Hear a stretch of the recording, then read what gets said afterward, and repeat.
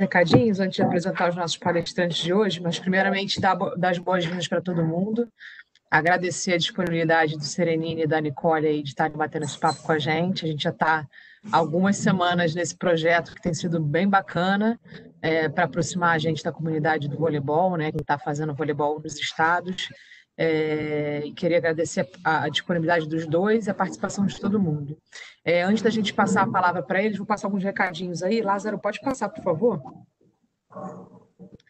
Pessoal, só para avisar que é proibido reproduzir, gravar esse bate-papo e para avisar também que esse bate-papo, assim como todos os outros que a gente já fez, estão disponíveis no site da CBV, tá bom? Então, aqui vocês poderão fazer perguntas no chat, que no final da palestra dos dois eu vou estar mediando isso aí, mas quem quiser assistir ou passar para alguém de como foi, está tudo disponível no site da CBV. Pode passar, Lázaro, por favor. Amanhã a gente vai ter o segundo volume 2 do Crack Musical, né? Foi o nosso primeiro episódio no canal do Vôlei em Casa, que é o nosso canal no YouTube. E amanhã a gente vai retornar, que foi muito bacana. O primeiro, acho que teve muita galera que gostou, mandou mensagem. E a gente vai fazer amanhã a segunda edição aí do Crack Musical, que são os atletas que tocam ou cantam, né? Tem algumas boas surpresas aí. Então, 20 horas amanhã no nosso canal do YouTube. Por favor, Lázaro. Nossa programação de julho, né? A gente vai mudar um pouquinho o nosso formato, né? Então, a gente vai fazer toda terça e quinta, terças-feiras sendo do voleibol voltado a trabalhos científicos para voleibol de praia e quinta-feira trabalhos científicos voltados para voleibol de quadra, tá? Então, tá aí do dia 21, terça-feira, sempre às 20 horas, tá? Todas as nossas ações na internet são sempre às 20 horas. Dia 21, terça-feira, com o tema de inicialização e especialização de atletas de alto rendimento no vôlei de praia. Dia 23, quinta-feira, a evolução e importância da análise do desempenho no voleibol de quadra. Dia 28, efeitos da potencialização pós-ativação no salto vertical em atletas jovens de vôlei de praia. E na quinta-feira, dia 30, tendências para o voleibol masculino. Todos os trabalhos científicos, o Carlão está aqui, pode tirar qualquer dúvida no final aí, quem tiver sobre isso, mas são todos os trabalhos científicos da nossa programação de julho. Pode passar, por favor, Lázaro. Nosso programa Sou Mais Vôlei, a gente já está aí algumas semanas, acho que é a quarta ou quinta semana que a gente está com esse programa de relacionamento, no site soumaisvôlei.cbb.com.br, e lá você pode encontrar várias matérias, notícias bem bacanas para os fãs de voleibol, né, coisas de bastidores até, e é um programa de relacionamento, então você ganha pontos, a gente pode fazer doação que vai ser revertida em cestas básicas para as famílias dos atletas do Viva Vôlei, e cada R$1 você ganha um ponto, e lá pode trocar por benefícios, né, além dos descontos em lojas parceiras. Por favor, Lázaro. Aí os nossos descontos dos nossos parceiros, patrocinadores, a Micasa com 20% de desconto e a ASICS com frete grátis, usando aí os códigos da CBV, CBV20 para Micasa e Vôlei Brasil para ASICS. Por favor, Lázaro.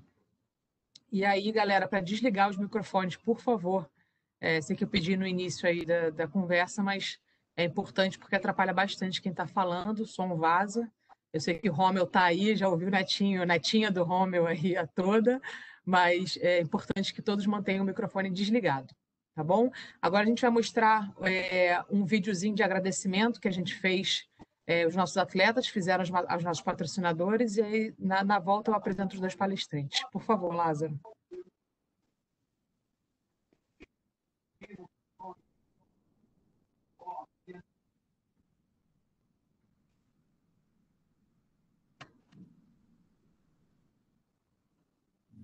Em tempos de pandemia mundial, com um enorme sentimento de desamparo, nós do vôlei brasileiro não podemos dizer isso. Estamos sim, atentos e solidários no que vem acontecendo, fazendo a nossa parte. Mas seguimos contando com um bem extremamente precioso e fundamental para seguirmos adiante. O apoio dos nossos patrocinadores e parceiros. Estamos com o nosso calendário temporariamente paralisado, mas seguimos ativos e planejando um futuro que esperamos seja em breve. E ao voltarmos a lotar ginásios e arenas, voltaremos a dar o merecido retorno a todos os nossos apoiadores. Tão fiéis e importantes para sobrevivermos a esta crise causada pelo Covid-19.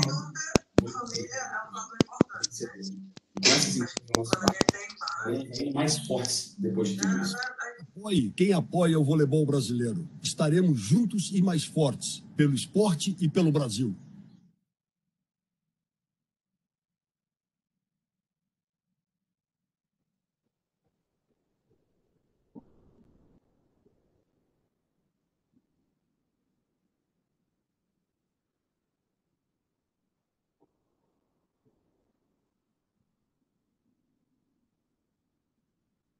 Bem, é isso, pessoal. Nossa mensagem de agradecimento aos nossos patrocinadores, dos nossos atletas e treinadores.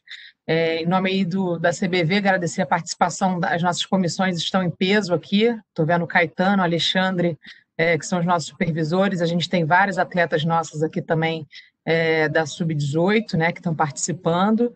Agradecer a participação de todo mundo. Vamos lá apresentar os nossos palestrantes. Temos dois. Hoje vai ser uma dinâmica um pouco diferente, que eles vão dividir o bate-papo com vocês, e no final eu vou mediar as perguntas, tá? Então, quem tiver qualquer pergunta a qualquer momento, pode ir mandando no chat que eu vou anotando e no final vou repassando para os dois. Bem, o primeiro é o Serenini, Antônio Serenini, né? Ninguém chama ele de Antônio, é o Serenini. Apesar da aparência jovem, o Serenini está conosco há 25 anos como psicólogo, né? Trabalha com as nossas categorias de base masculina e ele já foi preparador físico. É uma curiosidade que ele já foi preparador físico, trabalhou com voleibol antes de ser psicólogo. O Serenini é doutor em psicologia, ele é professor hoje da Universidade Federal, do Cefet de Minas Gerais, e, como eu disse, trabalha conosco aí, passou várias gerações, já passaram com o Serenini, né? Então ele está acompanhando aí não só as mudanças, né, nas gerações, que eu tenho certeza que ele tem muito a atestar aí, que tem muita diferença, né, do atleta de 25 anos atrás para o atleta de hoje. Enfim, queria agradecer a participação do Serenini, sempre muito solícito. E a Nicole, ao contrário, é uma novata comparada aos 25 anos do Serenini. A Nicole está no 2º ano conosco, tem feito um trabalho excepcional com as categorias de base do feminino.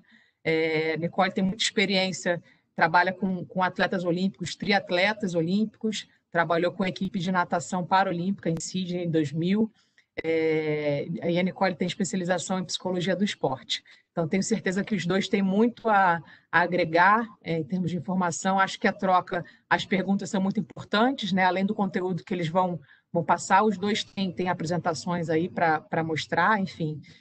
Mas eu acho que vocês tendo perguntas, eu acho que a interação é muito importante para sanar qualquer dúvida ou qualquer curiosidade. Tá bom? Eu vou passar a palavra para os dois, como eu disse, são dois palestrantes, então a dinâmica é um pouco diferente. Vou passar para a Nicole primeiro, só para ela dar um alô aí, depois passa para o Serenini, e o Serenini vai começar a palestra. Tá bom, gente? Obrigada pela disponibilidade mais uma vez, sejam bem-vindos.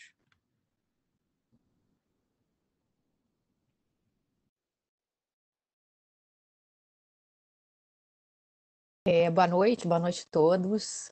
Júlia, obrigada pelo convite. Queria agradecer aqui a toda a CBV e dizer que é um prazer imenso fazer parte desse bate-papo e falar sobre o que a gente gosta, o que a gente ama e sobre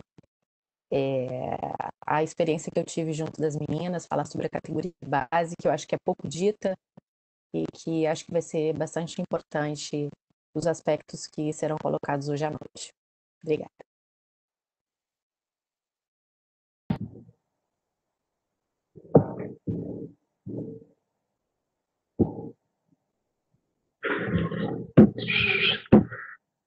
Boa noite a todos.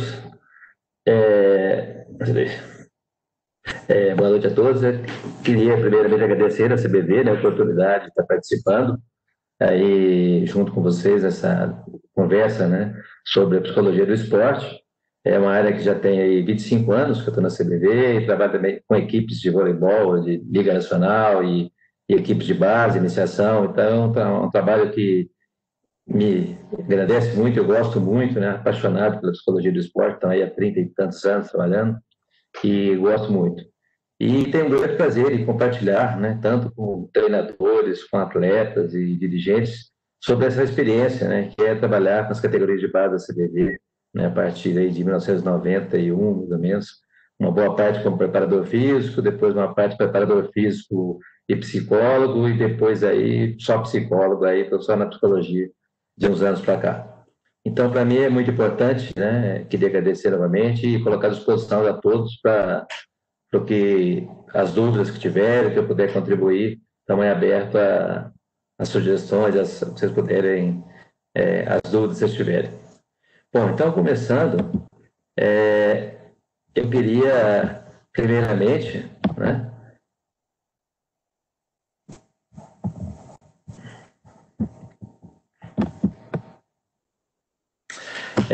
a preparação psicológica nas seleções brasileiras de base masculina. Então, basicamente, o que seria esse projeto, né? Como trabalhar com as categorias de base. Então, primeira coisa, a gente vai pensar, bom, categoria de base, categoria infantil, às vezes temos treinamento algum ano na categoria infantil, às vezes tem anos que não tem ciclos que não temos, então o treinamento começa na categoria infanto, né, os 2 anos de infanto, e depois mais 2 anos na categoria juvenil. Então, basicamente, a categoria de base são esses 4 anos. E durante esses 4 anos, né, a gente tem muita coisa que se fazer para trabalhar em cima disso.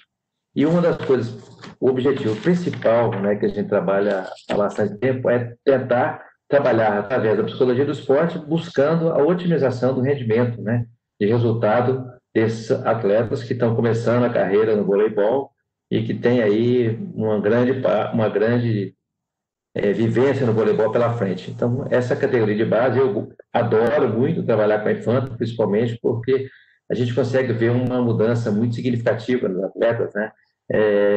Ajudar muito esses atletas, né, em todos esses dilemas que eles passam, né? E eu vejo que esse ano, o próximo grupo aí vai ser mais complicado ainda, justamente porque essa crise que nós estamos passando na sociedade como um todo mundo passando por esse período de contenção, de privacidade, isso vai acabar gerando determinadas mudanças no comportamento. Então, nós já estamos até estudando o que fazer, né, nesse novo contexto, né, as novas adaptações, não só no vôlei, mas na universidade também, então discutindo o tempo todo o que a psicologia pode contribuir nesse momento. E realmente é um momento que todos estão passando de mudança, de alteração de procedimento, alteração de hábitos, e isso vai gerar uma certa ansiedade, uma certa dificuldade. E para nós, no voleibol, que estamos buscando rendimento, buscando participação em campeonatos e evolução, com certeza isso também vai ter um certo peso para a gente. Então, nós temos que pensar muito, todos, né, que estão trabalhando com voleibol, em todas as categorias, que tanto categoria de iniciação, quanto infanto, juvenil, ou mesmo adulto, estão passando por essa situação de pandemia. Isso vai interferir psicologicamente em todos. Então, a preparação psicológica no voleibol, a primeira coisa que nós temos que fazer é definir o que é o jogo de voleibol. Então, algumas coisas básicas tem primeiro. É um jogo muito rápido, né, onde a bola não pode parar. Se a bola parou, é porque o jogo parou. Então, uma das coisas que a gente tem que trabalhar muito, e principalmente no infanto, né, é a categoria de concentração, atenção e percepção. Porque isso no voleibol, no tênis e no badminton, né, é fundamental para que a gente consiga ter um resultado. Então, essa categoria, em função do jogo, se é um jogo muito rápido, temos que trabalhar muito focado nisso. O equilíbrio, né, por quê? O jogo, ele é muito determinado, né?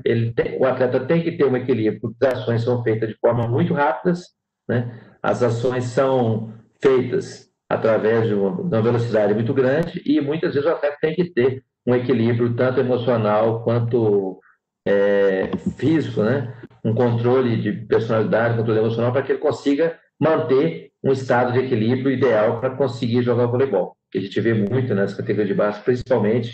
Isso vai interferir muito, esse controle emocional, essa determinação vai interferir muito no rendimento no início. E quanto mais jovem o atleta, né, mais isso vai interferir, porque menos estabilidade emocional ele vai ter. Então, isso é fundamental a gente trabalhar essas características em todos os níveis, principalmente quanto mais jovem, mais importante. E é um esporte de característica de equipe, ou seja, sempre em todas as ações, né, em cada rally no voleibol, nós vamos ter a participação de mais de um jogadores. Então, nós vamos ter uma capacidade de liderança, de coesão, de cooperação, de competição, que vão estar a todo momento premiando todas essas ações dos jogadores durante o jogo, né? E isso vai interferir muito, né, no rendimento. Então, essas características da equipe vão não só determinar o resultado, mas também determinar como os atletas vão se sentir dentro do jogo, né? O jogo ele vai gerar alterações, né, mudanças constantes, mudanças que não são muito estáveis, né? A cada rally é uma realidade que nós estamos vivendo, não existe 2 rallies iguais, então o atleta tem que estar sempre nessa característica, muito focado, e a estrutura do grupo é determinante. Então, quanto melhor a gente tem uma estrutura de grupo, né, em termos de liderança, em termos de coesão, de comunicação entre a equipe, isso vai determinar basicamente como seria o resultado. Então, essas 3 características do jogo, né, velocidade, o jogo deve ser equilibrado, né, as situações geralmente são muito equilibradas. E por ser um jogo de equipe, vai fazer que um trabalho da psicologia seja específico do voleibol. Então, tem toda a psicologia basicamente aplicada à situação do voleibol, que é diferente de outros esportes em função dessas características básicas. E dentro da psicologia, né, na psicologia do esporte, a gente tem que procurar trabalhar com a iniciação esportiva, né? Então, dentro da iniciação esportiva, algumas características básicas a gente vai ter que conseguir trabalhar para que o atleta desenvolva essas características, né? Então, na iniciação esportiva, né, o esporte, nós devemos desenvolver algumas características básicas, né, como a capacidade de autocontrole, né, a capacidade de psicorregulação, porque isso é em todas as categorias da iniciação esportiva. Eu tenho que trabalhar esses fatores, muitas vezes até em detrimento de algumas características técnicas, porque a técnica que o jogador vai jogar, vai executar, vai passar diretamente por essa capacidade de autocontrole e de psicorregulação. E desenvolver também os aspectos cognitivos, afetivos e motores, né? Não só, muitas vezes, ficamos muito preocupados, enquanto treinador, da parte técnica, e a criança, né, o adolescente, ele passa muito pelos aspectos da aprendizagem e pelos aspectos afetivos. Então, esses aspectos são muito importantes de ser trabalhados a todo momento, né? A capacidade de concentração e atenção, que é uma das áreas que eu mais especializei, tanto no mestrado quanto no doutorado, né, é um fator determinante. No caso do voleibol, é um esporte de alta velocidade, ações muito variadas. Então, essa capacidade de atenção e concentração vai ser determinante, né? Um atleta que tem essa capacidade mais desenvolvida, ele vai perceber mais, automaticamente vai aprender mais durante os treinamentos, né?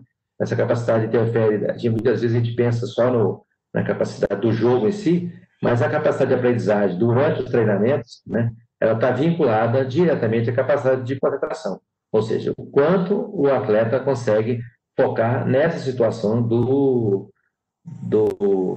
treino, do jogo, das aprendizagens, das habilidades, né? Está aí na fase da aprendizagem. Então, essa capacidade de aprendizagem, ela vai estar diretamente ligada à capacidade de concentração e de atenção. E outro fator determinante é trabalhar nas categorias de base a capacidade de automotivação.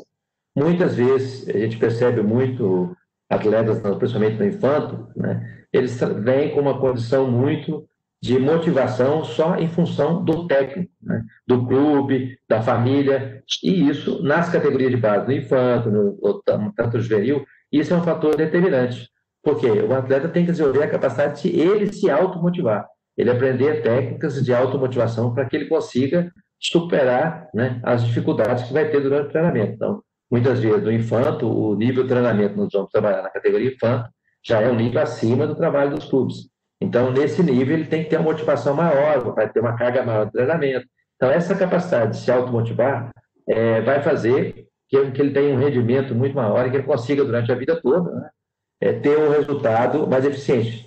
Isso é uma característica, a capacidade de automotivação, eu vejo como psicólogo que é uma característica básica para todas as pessoas, né?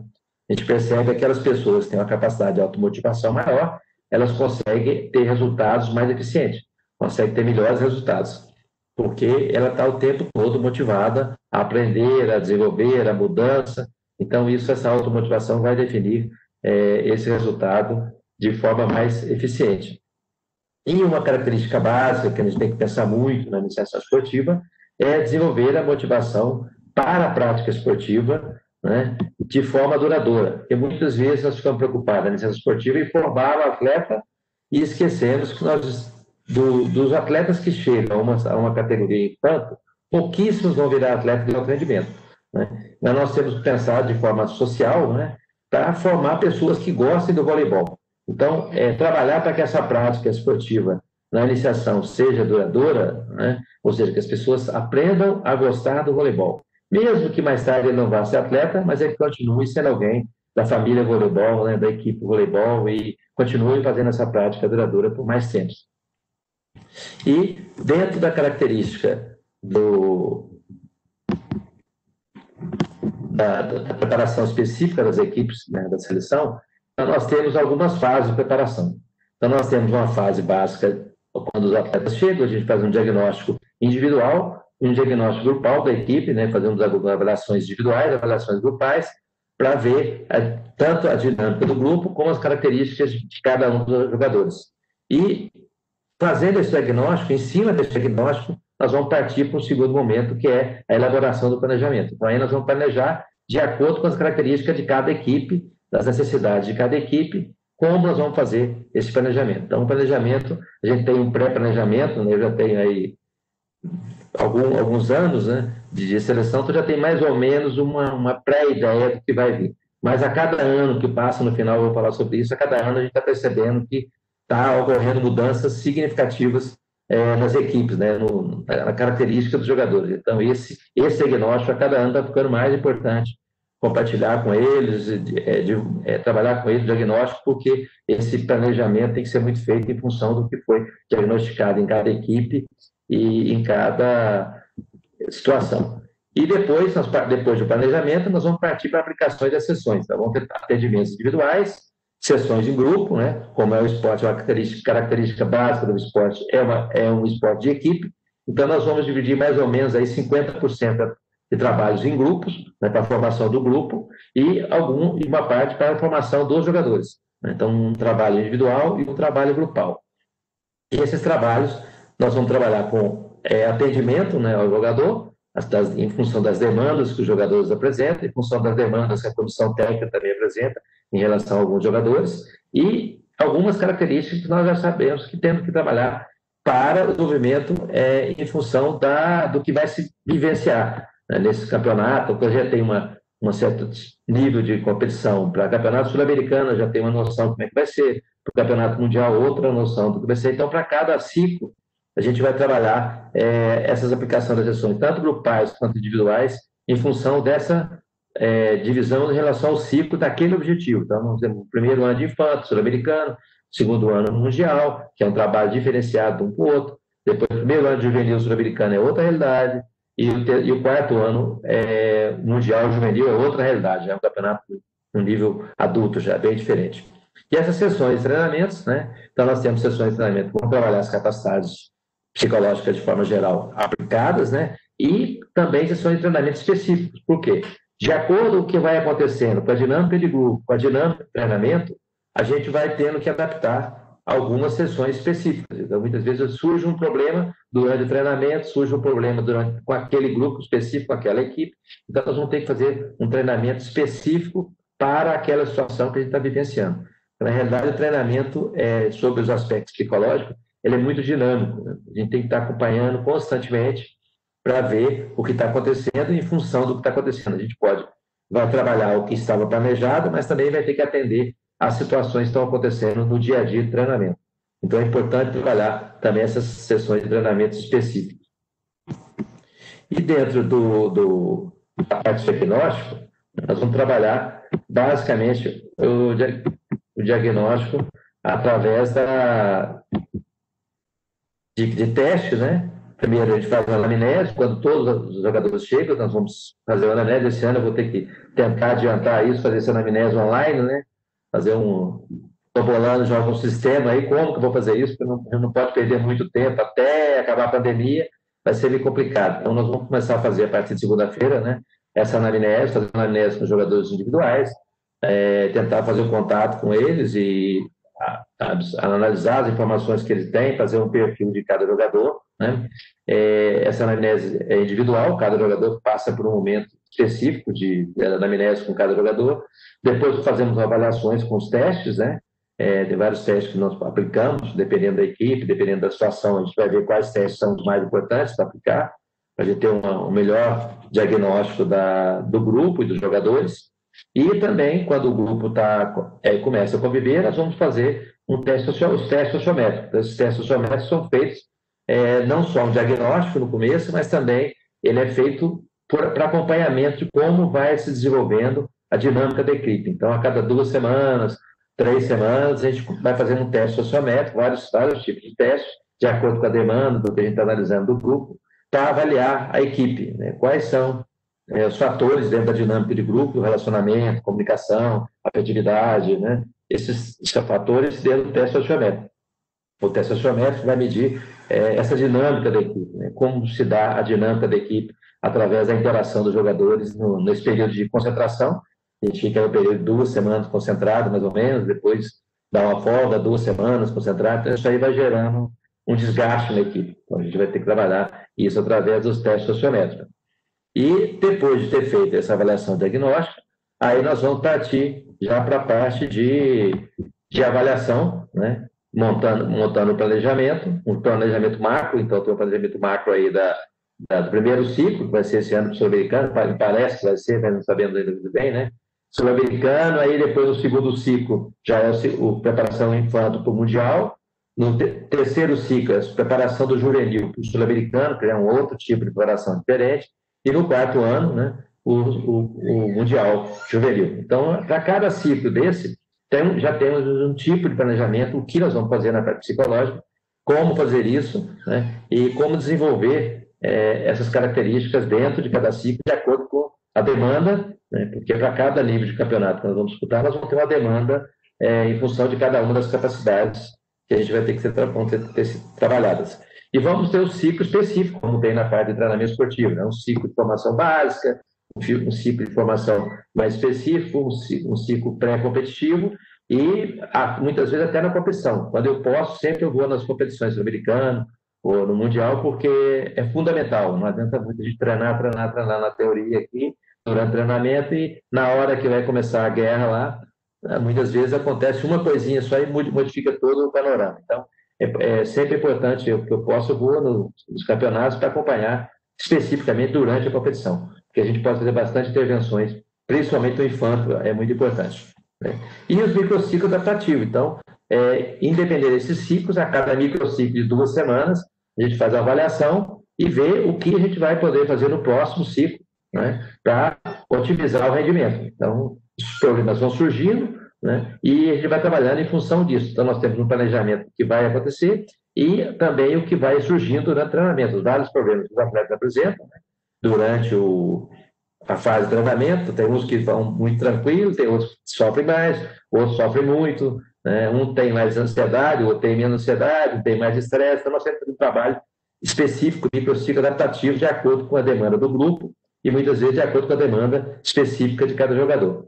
Então, esse planejamento é feito e refeito a cada ciclo. A gente tem que fazer readaptações, porque é um processo muito dinâmico. E, dentro das capacidades nós vamos trabalhar com intervenções diretas, né, que é aquelas realizadas diretamente com os atletas, né, através de aconselhamento, de atendimento específico da demanda de cada jogador específico, da equipe também, né, e o treinamento das capacidades. Então, nós temos capacidades psicológicas que a gente vai ver, que são treináveis. Então, a gente vai treinar essas capacidades para que eles desenvolvam essas capacidades, né, durante o período de treinamento, para que tenham um melhor rendimento durante a competição e também a formação para as fases seguintes, né? Então, a gente trabalha no infanto algumas coisas que vão servir para juvenil, que vão servir para outro ciclo. Então, é uma formação de base, por isso que vamos chamar categorias de base. Então, nós vamos treinar capacidades psicológicas específicas, fazer atendimento tanto individual quanto coletivo de acordo com as demandas e trabalhar aconselhamento com os atletas de forma específica. E as características grupais, né? As dinâmicas do grupo e os indivíduos dentro dessa dinâmica de grupo. A gente sabe que cada indivíduo dentro do grupo vai ter um determinado fator, determinada interferência. Então, a gente vai trabalhar as dinâmicas do grupo e os indivíduos dentro do grupo. Como que cada indivíduo é visto dentro do grupo, como que o grupo vê o indivíduo, como vamos integrar esse elemento do grupo, né, para que tenha o menor nível de desgaste, né, a convivência do grupo. Então, isso é a dinâmica de grupo, é muito importante. Não só para a situação do jogo, mas também para suportar a situação do treinamento. Né, porque ficar concentrado durante 15 dias, convivendo, às vezes 3, 4, 5, 10 ciclos de 2 semanas, isso vai gerar um desgaste, né? A própria convivência ali com cobrança, com estresse, fora de casa, né? Vai gerar uma convivência, e essa convivência vai gerar desgaste, e esse desgaste vai acabar interferindo negativamente no rendimento e no bem-estar dos jogadores. E também fazendo intervenções indiretas. Né? Eu vejo o Lucas, está aí na coisa, e vários treinadores, né? Então, nós vamos trabalhar em parceria com os outros treinadores, com assistente técnico, né, com o técnico, principalmente em função da liderança, né, fazendo intervenções indiretas através do treinador que tem mais tempo, tem mais liderança em relação aos jogadores. Então, muitas vezes, trabalhar com o técnico para que ele trabalhe algumas características é mais eficiente do que eu, como psicólogo, trabalhar. Então, a gente tem que trabalhar sempre junto com treinadores nesse sentido. E com os professores assistentes técnicos também nessa situação da dinâmica, porque uma equipe não são os jogadores, né? Uma equipe é composta pelos jogadores e por toda a comissão técnica.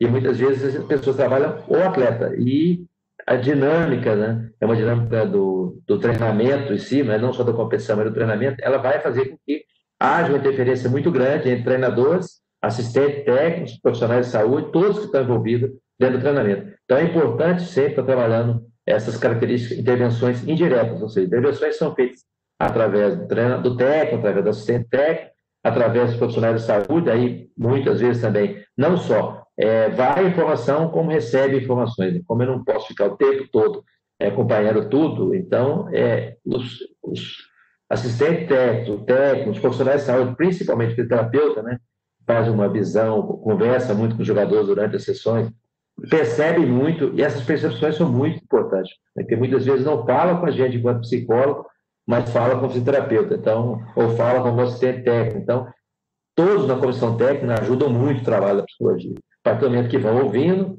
percebendo o que está acontecendo e fazendo um relato para que a gente possa fazer uma análise a cada semana, a cada 2 semanas, e fazer as intervenções diretas. Muitas vezes intervenções através do técnico, através do assistente técnico, através do fisioterapeuta, do médico. Então, é sempre importante esse trabalho da equipe, né? Então, as intervenções não são especificamente com os atletas, mas também dando a manutenção e dando apoio, né, aos treinadores e todos para que esse trabalho fique com a equipe como um todo. A equipe não é só jogadores, isso tem que ficar muito bem claro. E dentro das capacidades psicológicas, né, nós vamos trabalhar a liderança com todos os jogadores, né, porque quanto mais líderes tiver na equipe, melhor, né, independente da equipe, da seleção.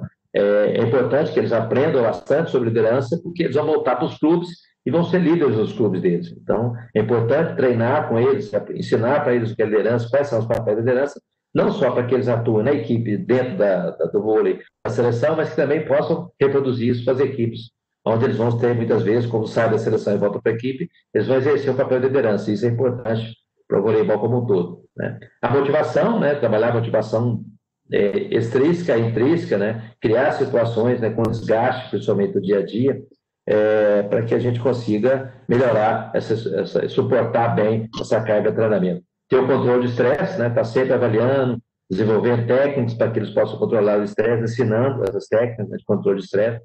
Trabalhar o treinamento mental, que hoje é uma ferramenta que eu uso muito, né, que é como trabalhar a mentalização, para que eles possam treinar, e esse ano acho que isso vai ser fundamental, né, porque nós não vamos poder treinar tanto, e eu quero ver se eu consigo trabalhar bastante com o treinamento mental com eles para que eles consigam melhorar. É uma ferramenta muito interessante de treinamento, e nessa situação da pandemia, eu acho que vai poder uma técnica muito interessante, vale a pena trabalhar, porque eles possam treinar fora do horário, fora do treinamento, usar a técnica de treinamento mental para melhorar a técnica, melhorar a capacidade de ansiedade, né? A capacidade de concentração, que nós estamos trabalhando, né, que é focar, a capacidade de comunicação, que é muito importante aprender a comunicar, porque a comunicação eficiente vai fazer com que gere menos ruído na equipe. Gerando menos ruído, vai ter menos desgaste. Tendo menos desgaste, a dinâmica do grupo vai ser mais eficiente, vai ter um desgaste menor do relacionamento, e o rendimento nosso no esporte vai ser maior, né? Vai ter menos desgaste, tem que sobrar mais energia para o treinamento. E a formação da personalidade, né? Principalmente na categoria infanto, né? É muito importante a gente trabalhar, principalmente pensando, está trabalhando na categoria infanto, muitas coisas que não vão servir só para ser categoria infanto, mas vão trabalhar para a formação da personalidade para o atleta, porque ele pode vir aí para o juvenil, depois ir para o sub-23 e ir para a categoria adulta. Então, vários atletas que passaram por esses anos chegam nessa categoria adulta e voltam depois para algumas coisas que eu vi lá na infanto hoje me ajudam muito.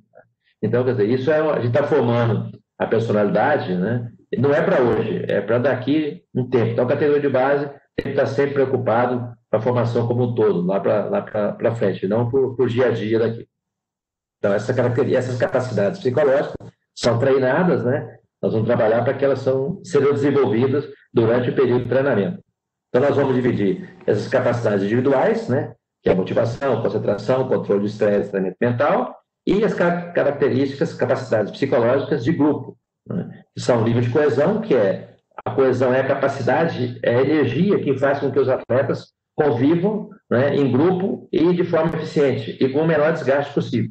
Então, essa energia pode ser positiva, pode ser negativa. A gente vê muito em outros esportes aí que não é trabalhado isso, que a coesão, quando ela fica negativa, a equipe se esfacela. Então, essa coesão da equipe, não só da equipe jogadores, mas também comissão técnica, isso é muito importante trabalhar. Isso aí é a energia que faz com que o grupo vá render bem.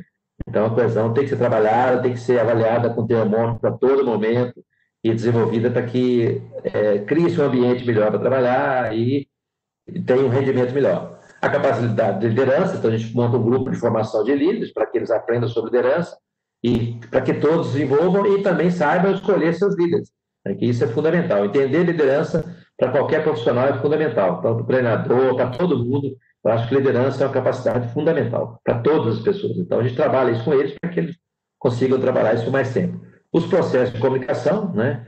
Por quê? Para que eles, comunicando bem com a comissão técnica, entre eles, entre o grupo, isso vai gerar menos desgaste e, automaticamente, um melhor rendimento. E, principalmente, o problema que acontece muito na seleção é o dilema competição-cooperação. Né? Porque dentro da equipe eles têm que competir entre eles para ver quem vão ficar entre os 12. Mas, ao mesmo tempo, tem que cooperar entre eles para melhorar o rendimento. Então, esse dilema cooperação-competição é um dilema que está sempre presente e tem que estar sempre trabalhado. Né? Que acontece muito, isso fica muito evidente na seleção, porque vão apresentar aí 30 e dos 30 só vão 12 para o campeonato. Então, mas, ao mesmo tempo, tem que trabalhar com eles para cooperar para que o grupo melhore. Então, é um dilema que está sempre evidente, né? Dentro do grupo, essa característica entre a competição e a cooperação. Então, essas capacidades que a gente vai trabalhar. E dentro das capacidades gerais, na formação geral do atleta, que a gente vai preocupar muito com essa, como a infanto em si, eu vejo o infanto muito mais como uma formação de base para mais tarde, vai ter um atleta no adulto, no sub-23, vai formar atletas para longo prazo. Mas também para formar pessoas boas. Essas pessoas boas que vão, muitas vezes não cooperando com o tempo com o voleibol como atleta, mas cooperando no voleibol como mais um da família de voleibol. Então, essas capacidades de formação social, de inteligência emocional e formação da personalidade, né, são características que são muito importantes trabalhar nas categorias de base, porque é um investimento a longo prazo.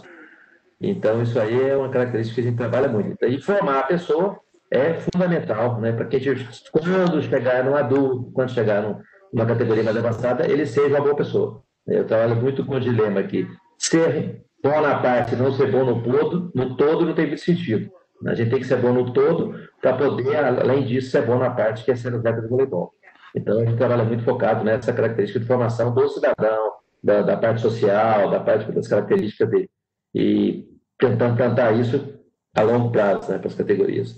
E a nossa missão básica, então, em primeiro lugar é formar a pessoa. Né? Porque nas categorias de base, formando pessoas, eu vou poder, em função dessa base de boas pessoas, formar um bom atleta. Então, a gente vê muitos casos no esporte que, às vezes, negligencia-se a formação da pessoa em função do resultado do atleta. E quando chega numa categoria mais velha, mais adiantada, aí acontece a falha e muitas vezes joga tudo que não foi feito na base ou que foi investido fora. Então, basicamente, essa é a característica básica da missão que a gente tem aqui na categoria de base. É bem complexo, mas, ao mesmo tempo, muito interessante. É uma coisa que me força muito a estar estudando, estar lendo constantemente, porque é um dilema constante, né? Apesar de estar aí há 25 anos fazendo, né, para a psicologia, tinha mais 4 anos aí de preparador físico, mesmo assim, é um desafio fantástico. Então, muito obrigado a todos. Obrigada, Serenine. Show de bola. Tem muita pergunta. Eu estou anotando tudo aqui. Passar a bola para a Nicole e aí no final a gente passa e tenta responder tudo. O que não for respondido, a gente vai mandar por e-mail, tá bom? Eu passo para os dois e a gente manda por e-mail para vocês. Nicole, vamos lá.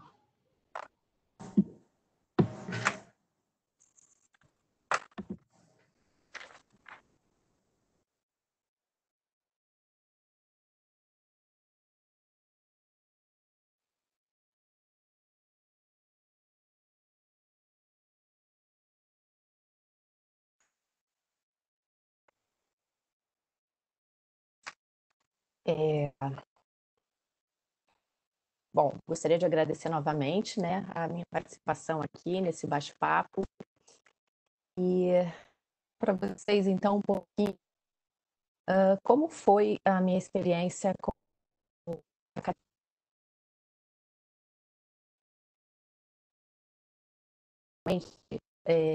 a gente falando do universo feminino, né, que eu trabalhei com a categoria feminina. Então, a gente precisa imaginar e lembrar que quando essas meninas chegam, né, eu convido vocês para ter esse olhar diferenciado para essas meninas que chegam no CDV com uma mochila mental cheia de expectativas, sonhos, medos, é um emaranhado de emoções e, ao mesmo tempo, elas estão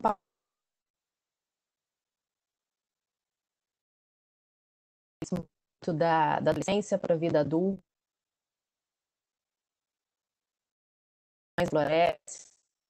elas esses sonhos de ser atleta.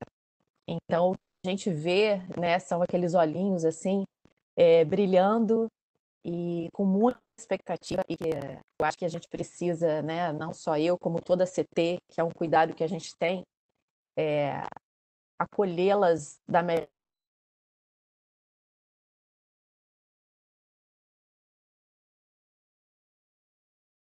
né, no CDV, o Centro de Vôlei, a gente percebe que tem várias questões, né?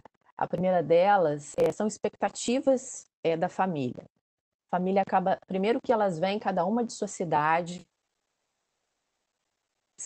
e elas vêm cheias de sonhos e com os familiares, muitas vezes, depois delas, uma esperança de uma qualidade de vida melhor, de uma mobilidade social, e que essa menina de 15, 16 anos, né, emocionalmente, não está preparada para tanta expectativa. Então, a gente precisa entender e poder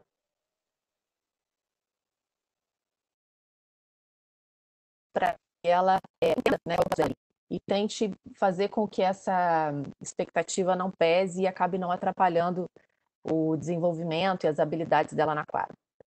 A outra questão é o distanciamento domiciliar, né? O que a gente vê parentes, alguns doentes, a gente viu no ano passado, é difícil, né? Porque muitas delas, primeira viagem que elas fazem, aquela primeira vez que elas saem de casa e para passar um longo tempo, né, numa cidade grande e a família, né, cheia de medos, deixam namorados e, enfim, são questões que a gente precisa estar o tempo todo atento. Isso não respingue na performance delas, né? E nesse foco que elas têm de fazer parte da seleção. A outra questão é que elas estão sob avaliação contínua, né? Quando elas chegam lá, são 24 horas por dia se sentindo avaliadas, né? Por mais que a gente não queira, a gente tem essa função, né, de estar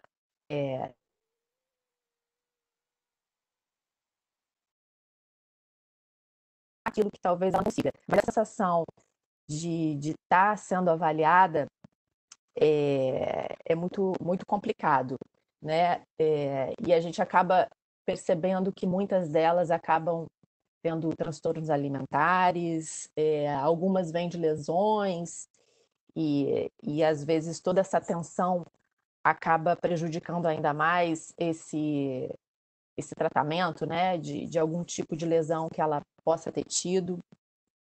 E a última questão que eu considero importante é a inexperiência de vida, né? Elas chegam lá, elas vão, logo na chegada, vão dar de cara com os ídolos delas, né? Vão treinar na quadra do lado, e por um tempo muito longo, né? A cada 15 dias elas costumam voltar para casa. Então, assim, é uma realidade bastante diferente do que, com certeza, a maioria das meninas elas vive, né? Mas, ao mesmo tempo, elas foram escolhidas, né? Como as 20, né? Mais ou menos essa média que chegam lá, as 20 melhores atletas da categoria. Então, a gente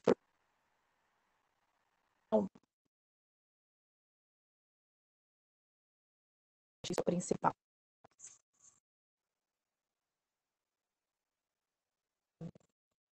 Eu a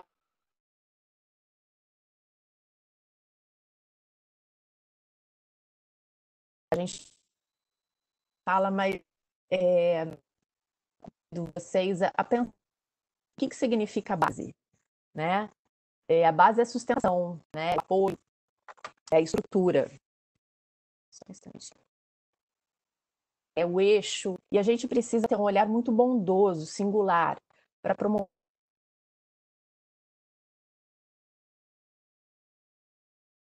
transformar a feminina, que a gente está lidando com o feminino, que é muito diferente do masculino, que o Antonini Serenini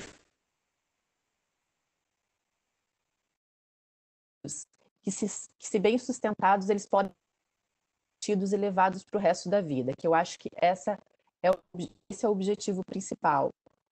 Saber que o que a gente está proporcionando ali, toda a comissão técnica para essas meninas, elas vão carregar para o resto da vida. Então, precisa ser feito com muito cuidado, com muita atenção, com muita amorosidade, porque a gente está falando de meninas. Isso que eu gostaria de deixar claro para vocês. Nicole? Oi, Nicole. Oi. Oi. Só uma sugestão, a sua internet não está muito legal, então está picotando um pouco a sua voz. Se você puder desligar o seu vídeo, aí a sua voz vai ficar um pouco melhor. Espera aí. Aonde eu posso desligar só temporariamente. Aí depois, tá. Quando você mexe no mouse, no segundo balão.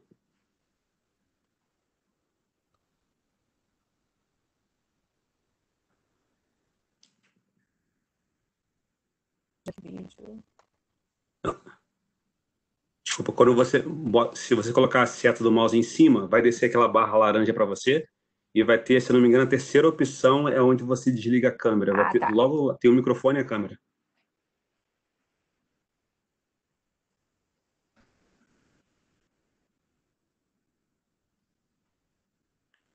Não, você desligou o microfone. Melhorou? Isso. Alô? Oi. Vamos ver se vai melhorar um pouquinho. Tá bom. Então, aqui eu coloco os geradores ansiogênicos. E o primeiro deles são as diferenças hormonais, né? Eu volto a falar que a gente está falando do gênero feminino. E essas meninas estão no ápice, né, dessas mudanças hormonais. E o humor fica muito oscilando, né? E aí aqui eu coloquei as diferenças fisiológicas entre o feminino e o masculino, só para a gente ter um pouco de ideia e ver como isso pode na quadra. O homem possui mais sangue, que são células que transportam oxigênio para os músculos e os demais tecidos. O homem possui o hormônio testosterona, que são secretados pelos testículos e que é chamado hormônio anabolizante, promovendo maior síntese dos músculos, aumentando a massa muscular. Um percentual de gordura corporal maior que o homem, né, em média 10%. A mulher tem mais flexibilidade, podendo assim desenvolver maior amplitude articular. A outra questão é o ruído que a gente mais percebe entre as meninas, né? Que acaba acontecendo aqueles apagões, não se comunicam direito, seja a comunicação entre elas, seja a comunicação entre elas e a comissão técnica, e aqui a competição intragrupo, que na verdade, como o Serenini fala, elas estão lá, mas muitas delas estão disputando vaga, né? Muitas ali para ser levantadora, para ser líbero, e isso é muito complicado. Muitas vezes elas dividem quartos e elas precisam ter, né, essa cooperação. Mas no universo feminino, onde muita simpatia, né? E não, às vezes nem sempre essa simpatia acontece, a gente existem muito ruídos aí e a gente precisa lidar fazendo com que elas percebam que elas possuem o caminho delas e que elas precisam fazer o propósito delas naquele momento para que não atrapalhe o objetivo maior, né? A gente acaba falando que somos nós, né? Não existe mais o eu. A gente está ali com o único propósito de vestir a camisa do Brasil. A escalação todas aguardando o dia D, né? Como eu falei anteriormente, chegam mais ou menos 20 meninas, mas apenas 12 para jogar os campeonatos. Então, durante esse período em que o grupo ainda não foi fechado, existe muita ansiedade, né? Até que a gente consiga entender, e junto com a CT, qual é o grupo que a gente acredita que fique alcançar o objetivo desejado. Mas aí a gente percebe que mais ou menos 40% delas voltam para casa, né? Que é um número bastante exigências no esporte. Então a gente trabalha a CT trabalha a parte física, técnica, tática. A gente não pode esquecer do mental, que faz parte dessas habilidades que são treinadas. O cérebro possui uma plasticidade, assim como os músculos, e a gente tem que ligado diretamente à preparação psicológica, porque não adianta você estar preparado fisicamente, tecnicamente, taticamente, as emoções não estiverem alinhadas, você não vai conseguir desempenhar o que você deseja.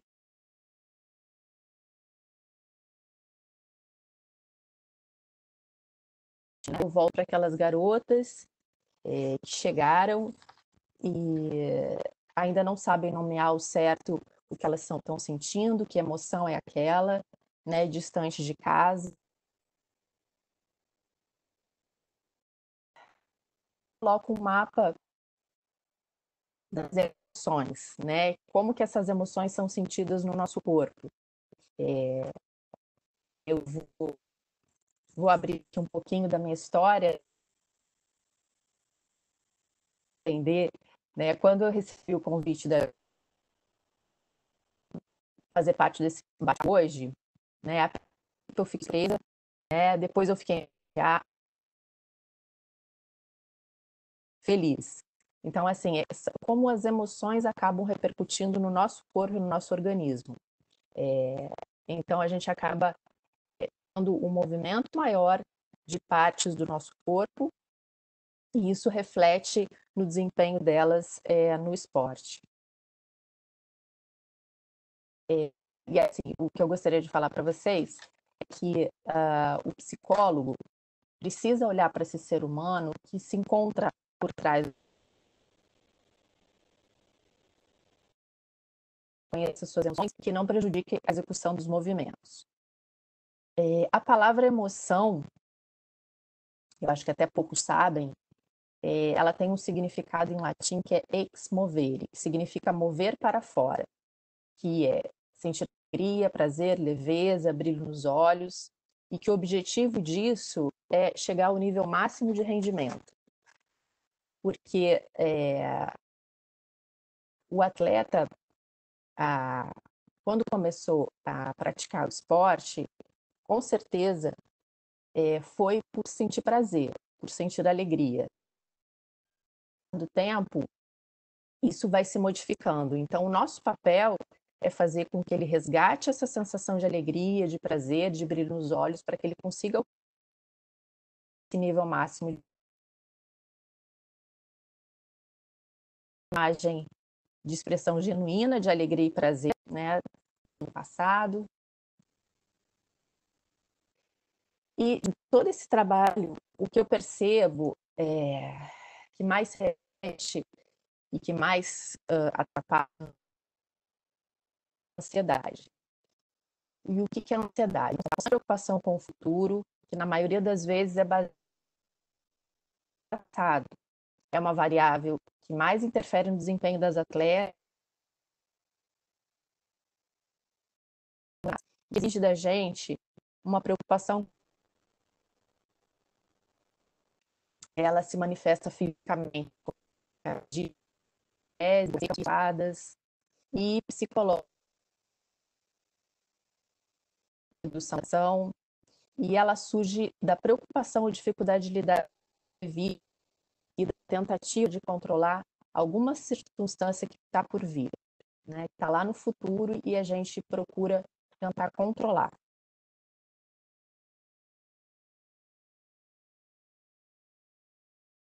Aqui eu trouxe um artigo que mostra que as mulheres apresentam maior de traço competitiva do que os homens.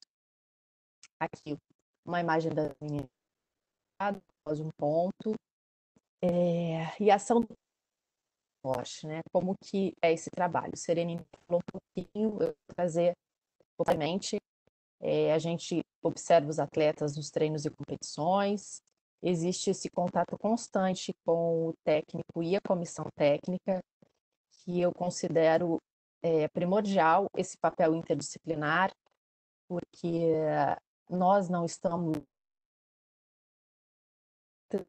que estão, e normalmente as atletas acabam sobre questões mais íntimas, numa fisioterapia ou ali numa preparação física, em que elas estão mais relaxadas, né?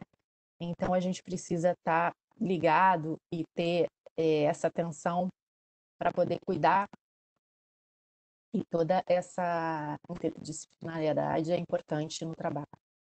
O atendimento individual e em grupo, que não existe muita regra, vai depender da demanda desse grupo, né? Todo grupo tem uma personalidade diferente que vai se formando diante do tempo de convivência, traçar estratégias e apresentar tarefas para soluções de problemas. A gente trabalha com palestras, reuniões e avaliar o processo de acompanhamento, se necessário reestruturar.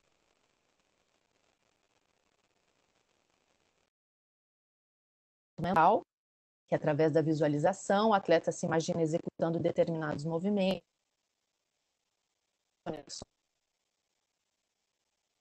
aumentando a agilidade daquela informação. O cérebro prepara o movimento.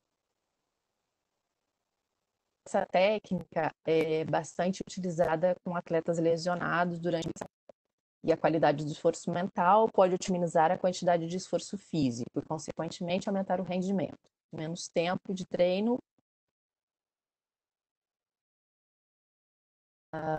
A outra técnica, junto com o treinamento,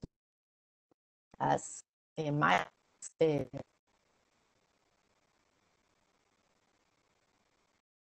mindfulness, né? O mindfulness não sei se todos conhecem, mas é um estado de no momento presente. Porque o único tempo mental que existe é o aqui e agora. Então, não é à toa que o aqui e agora se chama de a gente perceber na nossa respiração. Por isso, a gente também trabalha muitas técnicas de respiração para que essa conexão corpo e mente consiga ser mais potencializada e elas consigam se perceber melhor. Estabelecimento de metas, meditação, filmar treinos e competições, filmes, dinâmicas.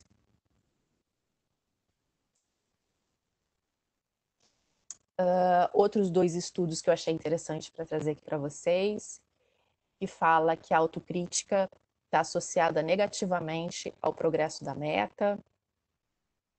Então, a importância da autocrítica para as atletas, a importância de elas conhecerem as suas emoções, de organizarem, de externalizarem o que estão sentindo, para que a gente juntas possa organizar a empatia compassiva, que a sabedoria convencional sustenta a diferença entre um atleta bem-sucedido e mal-sucedido.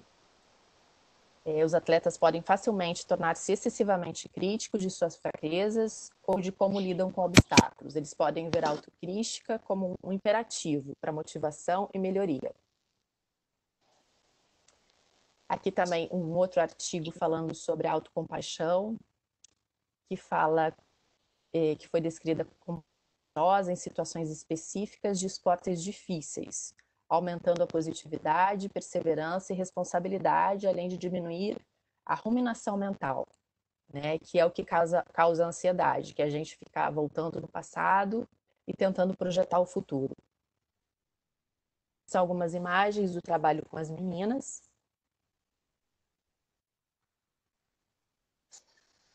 E os principais objetivos: otimização atencional, qualificação da presença, estar mais inteiro no momento que eu estou vivendo, que é o mindfulness, elaboração do que foi feito, para que elas tenham sempre o contato com a derrota ou a vitória. Não há que vencer, o que a gente não precisa conversar sobre isso, né? Todos os detalhes são importantes.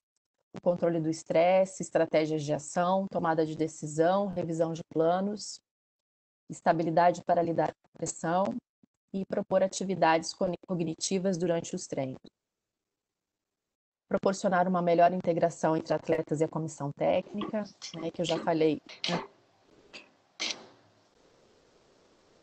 O ser humano, ajudando a redescobrir a alegria, o prazer e a realização na prática esportiva.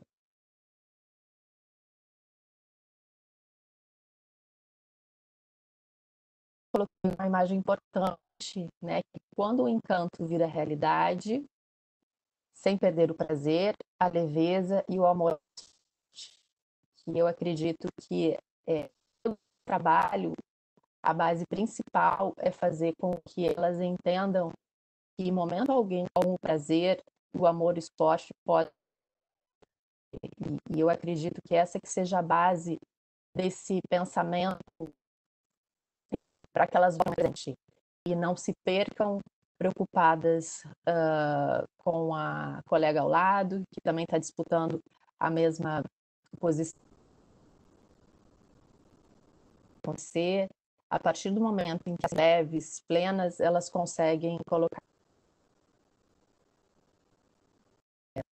todo o potencial delas. E aqui é uma imagem do Campeonato Mundial passado, que a gente conquistou o 3º lugar. Um abraço a todos que estão aí.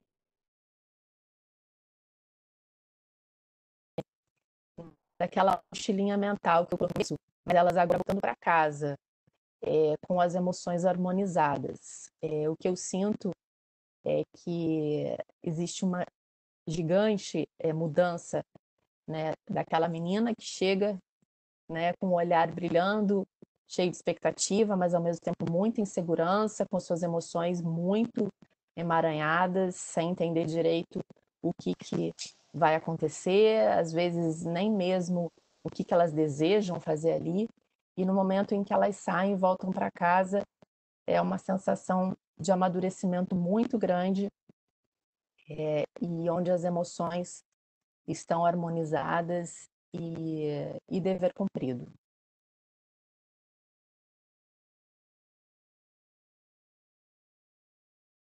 Com essa categoria e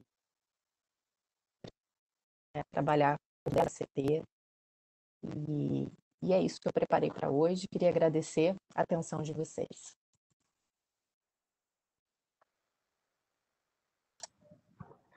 Obrigada, Nicole. Acho que agora você pode voltar com o seu vídeo, para a gente poder te ver, que você vai ter que responder as perguntas. Mais uma vez, agradecer aos dois. A gente que acompanha o dia a dia do trabalho de vocês, a gente sabe o quão importante o Serenini falou, né, principalmente da categoria infanto. A Nicole também citou aí a categoria infanto, porque a gente sabe que é a primeira categoria que os atletas chegam para a seleção, né? Então, é muita expectativa, é muita ansiedade. A gente sabe que sempre o período de corte é um período muito tenso para todo mundo, né? Que é muito importante o acompanhamento de vocês, a preparação de vocês, não só para os atletas, mas acho que o Serenini falou algo muito, muito legal, que é a preparação da comissão técnica também, né? A gente tem uma expectativa que, porque eles estão ali em cargos de treinadores, enfim, nas funções de liderança, e eles estão preparados para tudo e não estão. Então, o acompanhamento da comissão também é importantíssimo, e a gente acompanha o dia a dia de vocês e sabe do trabalho de vocês com a seleção, principalmente a 18 e 19, apesar de vocês também trabalharem com a Sub-20 e 21, mas a gente sabe e agradece imensamente o trabalho de vocês. Vou testemunhar que eu acho que de todos os bate-papos aqui que eu fui mediadora, eu acho que é o que a gente tem mais pergunta, então vou tentar acelerar.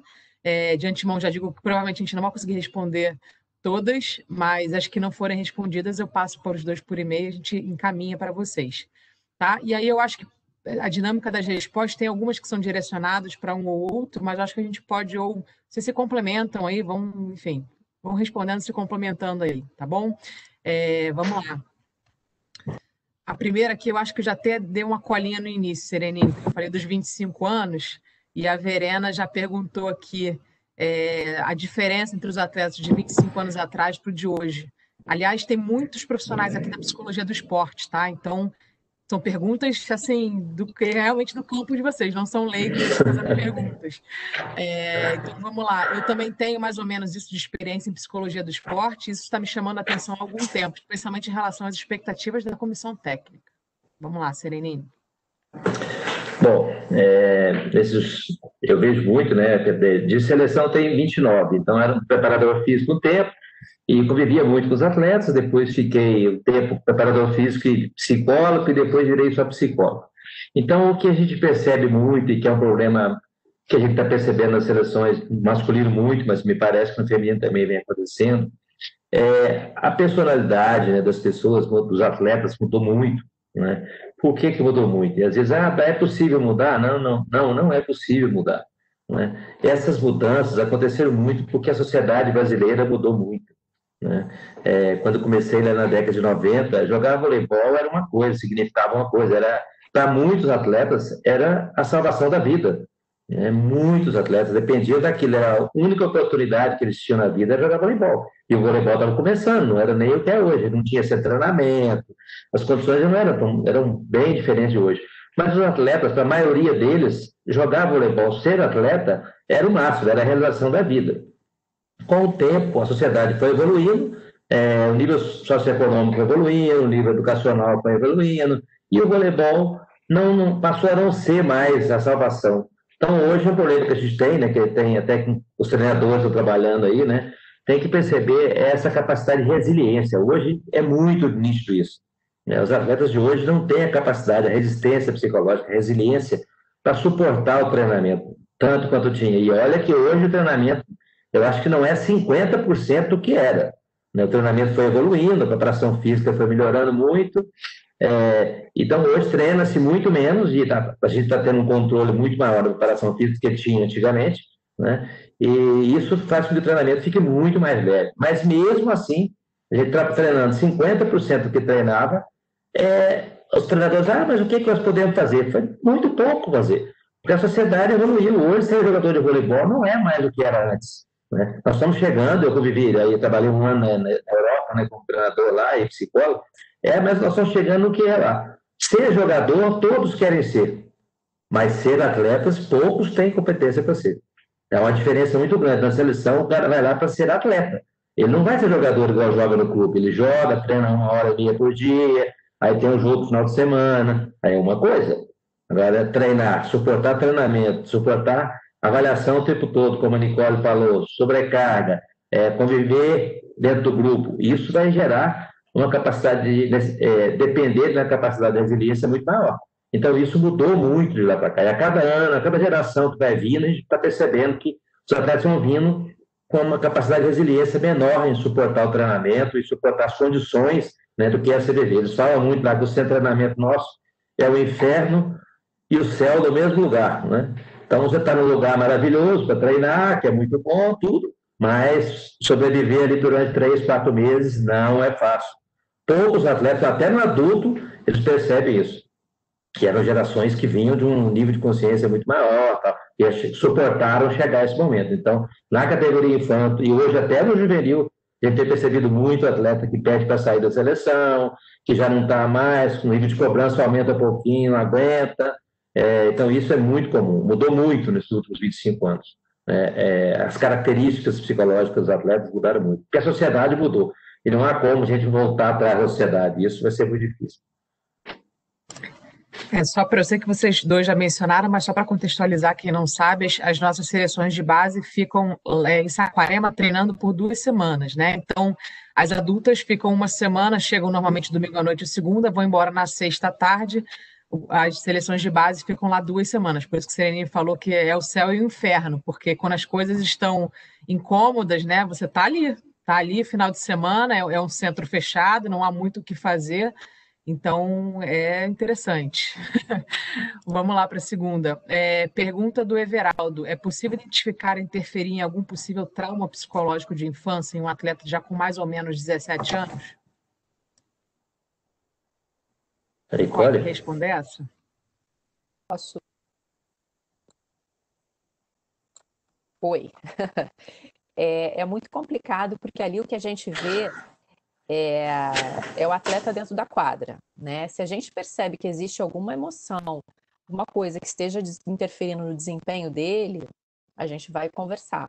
Mas havendo qualquer tipo de questão pessoal, a gente acaba tentando amenizar isso, mas encaminhando futuramente para um psicólogo clínico, né? Assim, trauma de infância, com certeza, né? Todos nós temos, né? Algum tipo de trauma, uns maiores, outros menores, uns que podem acarretar na dificuldade da gente colocar em prática as nossas habilidades. Mas o nosso papel ali é fazer com que a gente está trabalhando com o atleta, né? Fazer com que ele desempenhe da melhor forma possível dentro da quadra, né? Saindo um pouco disso, a gente até, né, dentro da minha experiência de 21 anos com a psicologia esportiva, já houveram alguns casos que a gente encaminhou para psiquiatra, né? E, enfim, nosso trabalho é basicamente focado ao esporte.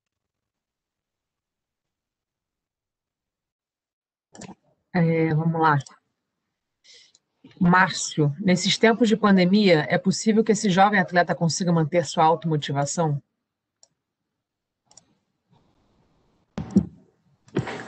Bom, eu acho que a automotivação, acho que a gente deve trabalhar sempre, né? Principalmente durante essa pandemia, eu até me pego às vezes, né? Preocupado, como me motivar, porque está tudo parado, né? Nós tínhamos projetos, tínhamos realizações, tinha uma vida que estava mais ou menos, né, na nossa cabeça planejada, e de repente mudou tudo e está cada dia mudando, e cada dia jogando para frente, vai mudando, as coisas deixando de existir, o que a gente vivia no dia a dia já não existe, a realidade está mudando. Então, assim, manter essa automotivação, aquelas pessoas que têm essa automotivação, elas conseguem passar pelas crises de forma mais eficiente.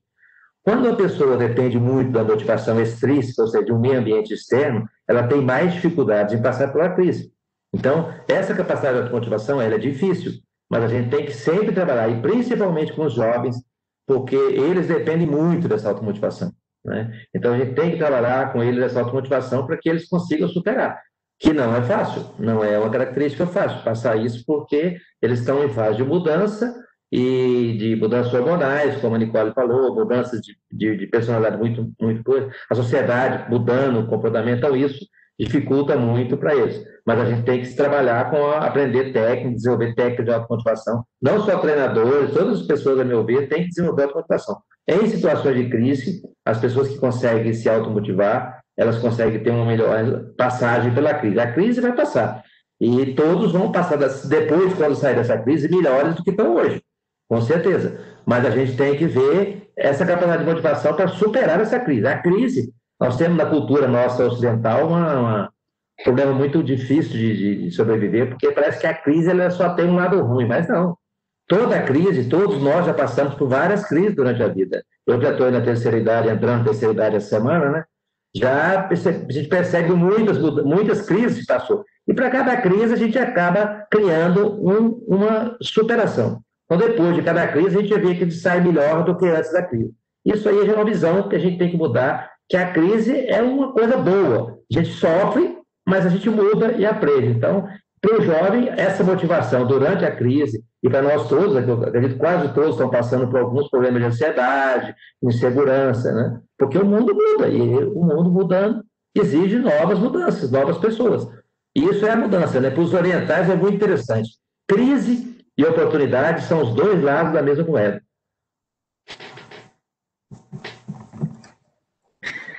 Ó, não parece que você está entrando na terceira idade, tá, Serene? Só para deixar claro aqui.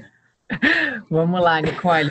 A Marisa perguntou: pode detalhar os instrumentos e estratégias do diagnóstico inicial? Oi, Marisa. Então, eu acabo utilizando alguns testes, né, de personalidade, mas, enfim, muita observação e o trabalho, assim, é difícil você falar, porque o trabalho com as meninas, a gente está falando agora do trabalho de base, né? Ele muda o tempo todo, né? Cada semana eu ia a Saquarema uma vez por semana, acabava ficando 1 ou 2 dias. Mas, assim, a cada semana mudava muito.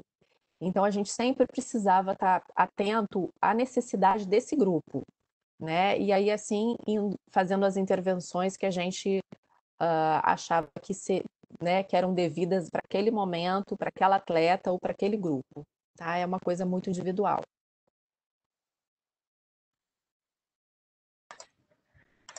Vamos lá, Serenine. O Everaldo perguntou se a recepção é o fundamento que requer mais equilíbrio psicológico.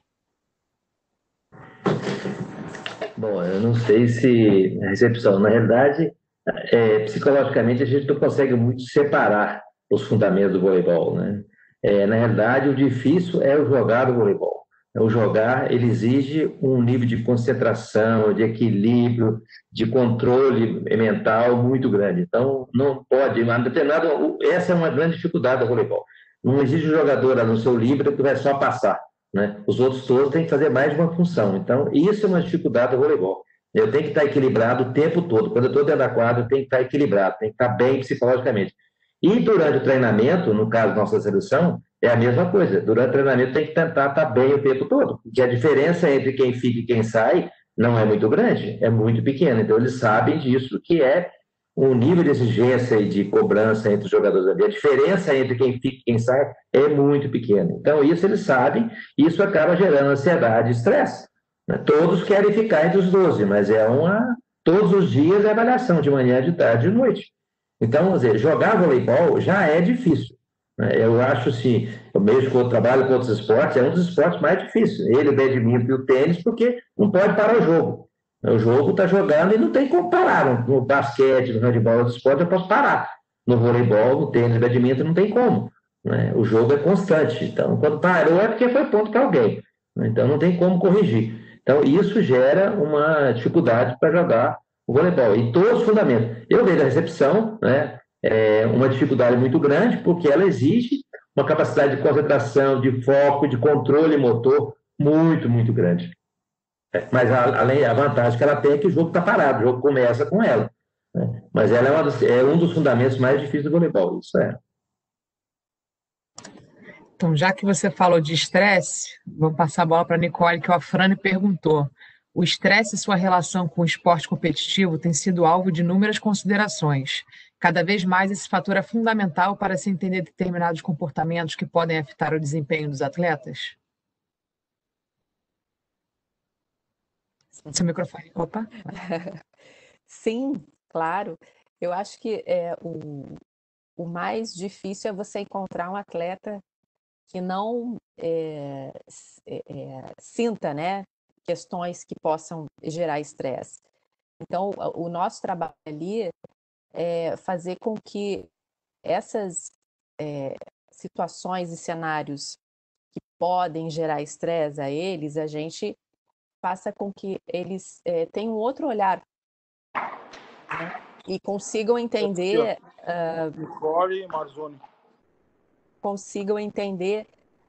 o propósito deles naquele momento, né?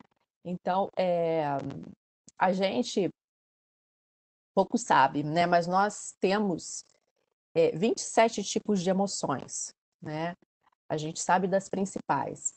Então, o nosso corpo acaba refletindo diante das circunstâncias, cada um de um jeito diferente. Eu acho que o principal é fazer com que o atleta consiga fazer uma leitura do que está acontecendo com ele, né? E aprenda com isso, né? Aprenda com essas situações geradoras de estresse.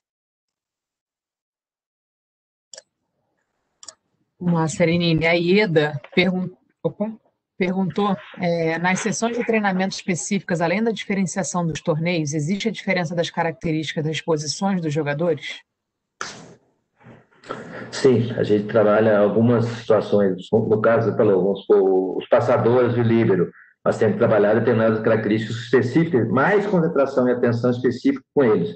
No caso dos levantadores, por exemplo, nós temos que trabalhar mais na parte cognitiva e análise de jogo, que é uma característica treinamento psicológico cognitivo, ou seja, eles têm que estudar voleibol, eles têm que raciocinar em alta velocidade, a tomada de decisão deles tem que ser trabalhada, eles têm que aprender mais do que os outros jogadores, porque a todo momento do jogo o levantador está tomando decisão, e as decisões deles são fundamentais para o resultado da equipe como um todo. Então, com eles eu trabalho características específicas com os levantadores, e com os líberos outras características, né, diferentes, líbero e passador.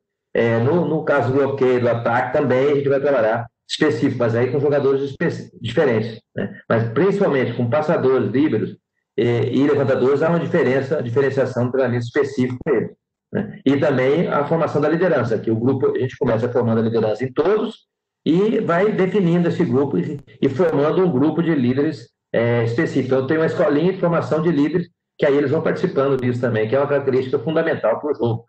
Muitas vezes a gente não percebe, mas isso é determinante para o jogo, voleibol. Vamos lá, Nicole. O Everaldo, existe diferença de abordagem entre os gêneros? No nosso caso, com o trabalho da psicologia, não. Né? A gente está ali para trabalhar o atleta, sou atleta, né? Aquele de indivíduo que traz daquele atleta que busca o seu ápice, né, no rendimento dentro da...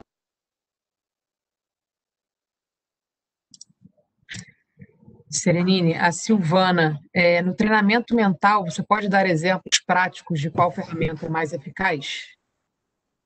Bom, eu só queria complementar um pouquinho do que a Nicole falou ali antes, que o treinamento, as características psicológicas do masculino e do feminino são muito diferentes. Eu trabalhei no feminino, trabalhei no masculino, é muito diferente, né? Porque a visão de jogo, a visão da situação, da reação, a dinâmica do grupo, isso interfere bastante. Então, trabalhar no masculino e trabalhar no feminino, eu acho trabalhar no feminino mais difícil, né? Acho que a Nicole faz mais difícil do que eu, né? Masculino é mais fácil trabalhar, bem mais fácil trabalhar. Em relação ao treinamento mental, a gente trabalha basicamente sobre duas vertentes, né? uma vertente que é a aprendizagem motora. Então, nas categorias de base, os atletas podem treinar as capacidades mentais. Ele vai desenvolver uma imagem, né, em relação àquela ação que ele está querendo desenvolver, e ele pode treinar essa imagem sem executar o movimento. Então, ele começa primeiro assistindo uma imagem de um jogador, o outro jogador, sobre aquele fundamento, aquela técnica, e depois passa para ele, a partir do momento que ele constrói uma imagem, ele vai treinando essa imagem como se estivesse assistindo um vídeo, e a gente sabe que isso, principalmente nas categorias de base, dá uma diferença muito grande. Principalmente porque, com isso, ele não tem necessidade, ele pode diminuir uma quantidade do treinamento físico em si. Isso aí vai gerar um menor desgaste para o aparelho locomotor, né? E pode trabalhar também, que ele trabalha com ele, vamos supor uma ideia, vamos jogar a Tunísia, igual como no ano passado. O que é a Tunísia, né? Que país é a Tunísia? Como funciona a Tunísia? Então, eu tento ver para eles mentalizarem o que vai acontecer no campeonato. A partir do momento que eles conseguem mentalizar jogando, mentalizar situações, vivenciar a situação antecipadamente, isso vai fazer com que eles criem uma menor ansiedade da situação. Quanto mais eles conseguem vivenciar de forma mental a situação que eles vão passar, né, então eles conseguem fazer com que o nível de ansiedade, ao chegar na competição, já seja menor. Nós vamos passar por uma situação, vamos fazer um torneio, eles vão vivenciando isso para que, de forma positiva, né, vivenciando essas ações que eles vão fazer de forma positiva. Quanto mais positivo eles conseguem imaginar nessa situação, menor vai ser a ansiedade. Muitas vezes a gente fica ansioso porque a gente consegue imaginar, como a Nicole falou, de forma negativa. Quanto mais negativo eu imagino, mais ansioso, com mais medo eu vou ficar. Então, imaginar as situações que eu vou vivenciar no dia a dia de forma positiva, né, de forma eficiente, feliz, vai fazer com que meu nível de ansiedade diminua. Então, eu posso trabalhar tanto no desenvolvimento das técnicas motoras, quanto no desenvolvimento do nível de controle de ansiedade e de estresse. Vamos lá, Nicole. A gente tem falado da base, né, dos ganhos de formação que a psicologia pode trazer na base. O Vinícius pergunta: que tipo de situações poderiam ser melhor trabalhadas com a presença de profissionais da área na categoria adulta, quando ela não existe?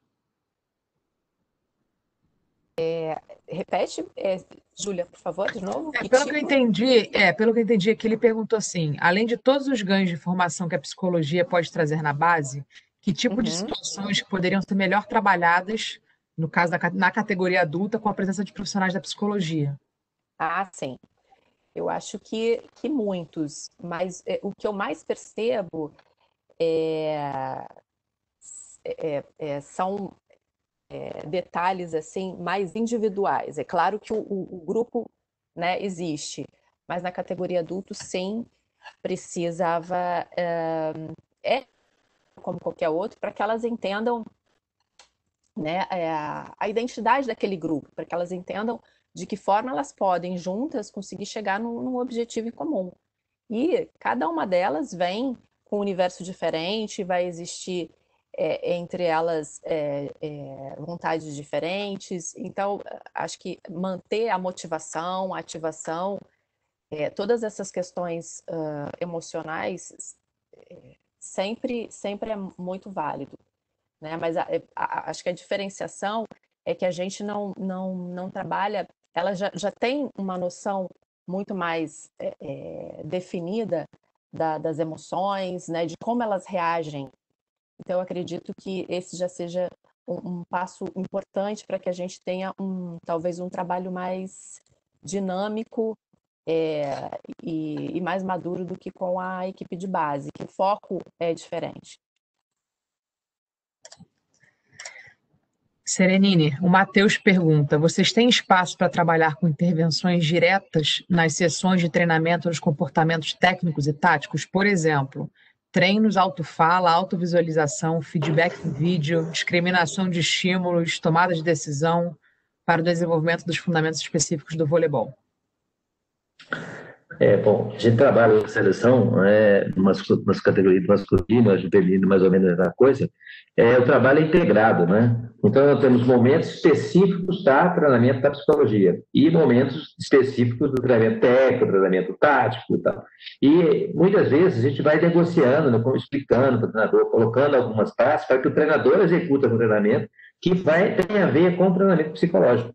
Então, é um treinamento integrado, a gente tenta encaixar uma coisa com a outra. Porque, muitas vezes, se eu vou tirar o treinamento do treinamento técnico para fazer o treinamento psicológico, não teria muito sentido. Agora, a psicologia vai interferir, vai auxiliar né, a comissão técnica naquelas características que a psicologia pode ajudar no desenvolvimento técnico ou no desenvolvimento tático, né, principalmente no desenvolvimento tático. É uma situação que tem tudo. A tática é uma característica cognitiva, é uma característica de tomar decisão, que é uma característica psicológica.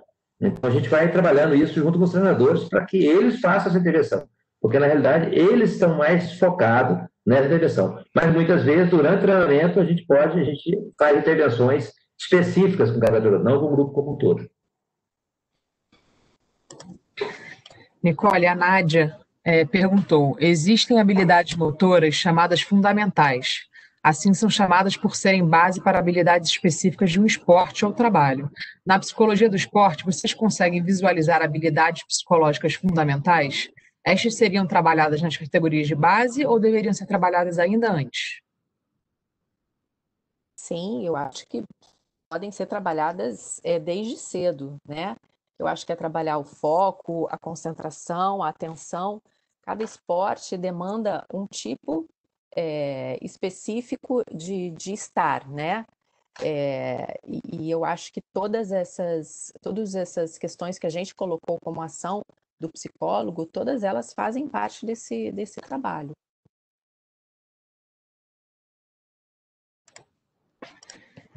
Calma aí, deixa eu só me achar aqui. Vamos lá. Serenine, Glaucimar, temos muitas diferenças sociais entre os atletas, como influência lidar com o sucesso e fracasso, como influencia lidar com o sucesso e fracasso, e vocês já observaram se há diferença na garra, levando em conta o nível social? Isso há uma diferença significativa, né? A gente percebe, isso volta lá atrás, né? Como os atletas de voleibol que vinham para a seleção antigamente, geralmente era de um nível socioeconômico mais baixo. E elas iam para a seleção como uma forma de ação. Aquilo era tudo para eles. Então, eles participavam de uma forma muito mais eficiente, tinham mais resiliência, mais determinação. Hoje, muitas vezes, os atletas, a gente percebe, alguns atletas, não é uma característica específica, mas os atletas que têm um nível socioeconômico melhor, têm melhores condições sociais, eles não têm uma necessidade, eles não correm, não treinam por necessidade, eles treinam só pelo prazer. E é diferente. Eu falo com eles muitas vezes para mudar, né, a diferença entre um coelho, uma raposa correndo atrás do coelho, né? Quem vai vencer a corrida? Geralmente, o coelho ganha a corrida. Por quê? Porque ele luta pela vida. A raposa luta pela comida. Então, para ela, se perdeu, não tem problema. O coelho, se perdeu, foi embora, não tem jeito. Então, isso é uma característica que interfere muito, né? E a gente percebe, há uma certa correlação. Não é uma realidade.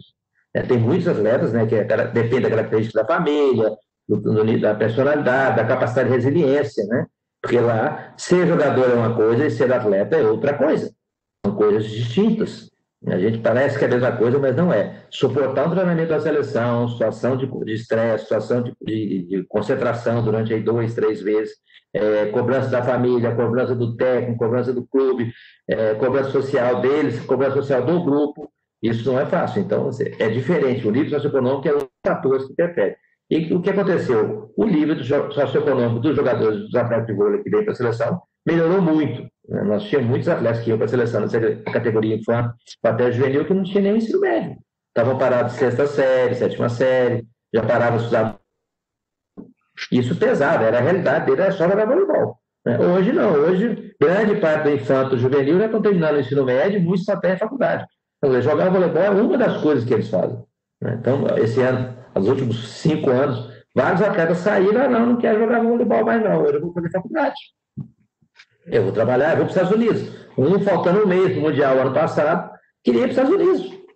Quer dizer, olha o nível de determinação que ele tinha, né? Mas o pai queria mandar ele para ir estudar nos Estados Unidos, morar lá. Quase que ele não foi no Mundial. Aí eu tive que fazer uma dificuldade para convencer. Vai no Mundial, que quando você chegar nos Estados Unidos e no Campeonato Mundial, você vai ser muito mais do que você vai hoje. Então vale a pena continuar na seleção e disputar o Campeonato Mundial. Mas não é uma tarefa fácil, porque hoje não é mais. A realidade mudou muito no Brasil. Nós estamos bem próximos do que se pensa na Europa em relação a ser atleta e ser jogador. Se vocês me permitem até um breve comentário aqui, né, sobre isso. A gente sempre tenta enfatizar muito essa questão do estudo, né? A gente sabe que a realidade está mudando, essa questão de universidades americanas está cada vez mais forte aqui. Então, eu sempre digo assim, para as atletas, eu tenho certeza que o Caetano está aqui balançando a cabeça, mas o Caetano e o Alexandre são duas figuras fundamentais, que são os supervisores das seleções de base, e a gente tem aulas de reforço, né, que eles são obrigados a participarem lá no CDV, porque a gente sempre diz, não feche essa porta para você, né? A gente tomara e a gente torce para que todos se tornem jogadores profissionais e que tenham uma carreira, consigam fazer uma vida jogando vôlei, né? Se isso for a escolha e a paixão deles, mas não feche a porta do estudo, né? Então a gente sempre está tentando enfatizar isso porque é difícil, né? Hoje em dia é muito complicado e o mundo hoje de mídias sociais, de aparência, de tudo, é cada vez mais difícil, mas é uma luta diária que a gente tenta ganhar lá junto a eles. Vamos lá. Carol Garcia pergunta para os dois. Existe um perfil de liderança esperado, um perfil de competências psicológicas específicas de liderança que são treinadas?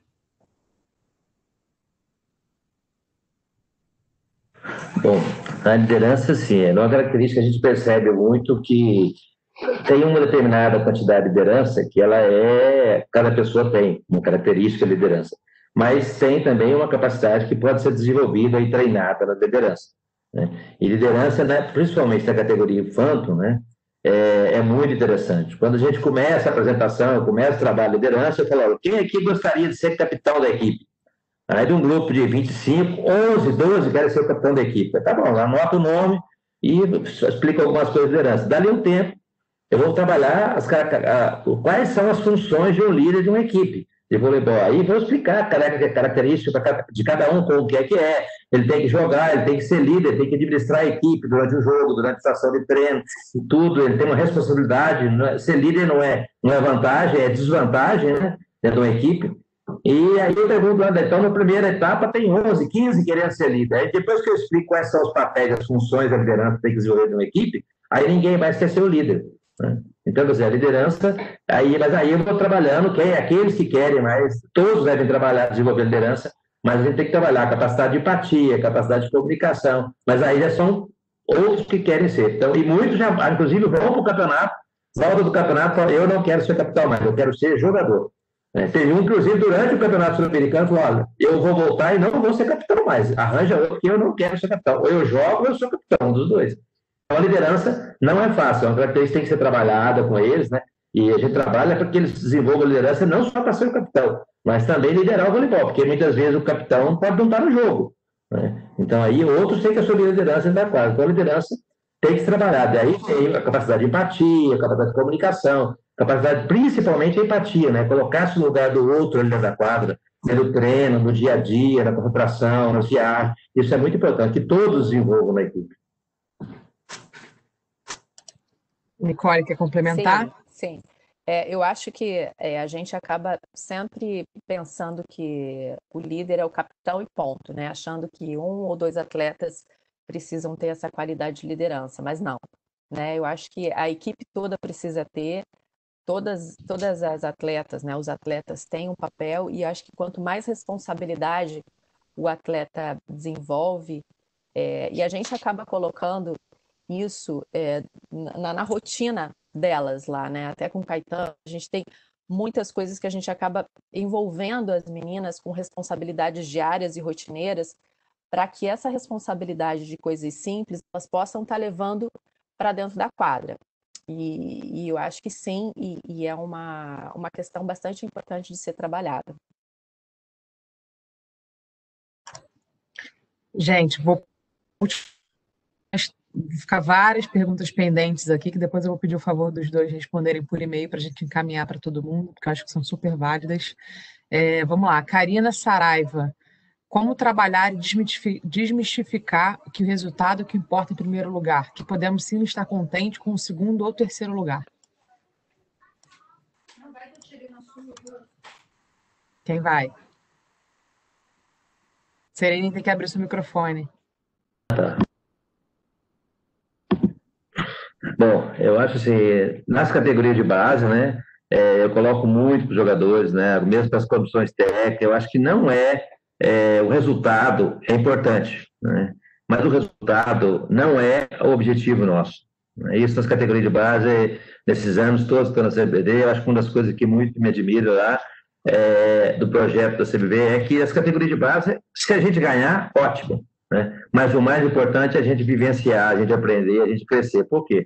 O resultado vai aparecer, nós estamos formando para as categorias adulto lá em cima, é para formar atletas não só para a seleção brasileira, né? Porque eu vejo mais ou menos aí, dos que trabalham na Infanto, aproximadamente em cada geração, um atleta que passou pela categoria de infanto vai chegar na categoria adulta. Então, quer dizer, é um índice baixíssimo. Mas, em compensação, nós formamos muitos jogadores para o futebol brasileiro, né? Então, assim, o resultado não pode ser o fator número um. Eu acho que isso a CBV é muito claro, pelo menos eu nunca percebi muita cobrança, né, de ter que ganhar a categoria infanto, ter que ganhar a categoria juvenil. Por quê? Está bem claro que nessas categorias o objetivo é a aprendizagem, é a formação de atletas, né? Eu acho que isso deveria estar em todos os clubes, né? Está muito claro. A categoria de base é uma categoria, como o Nicole falou, de formação. Nós estamos preocupados em formar pessoas para praticar o esporte, para jogar o voleibol.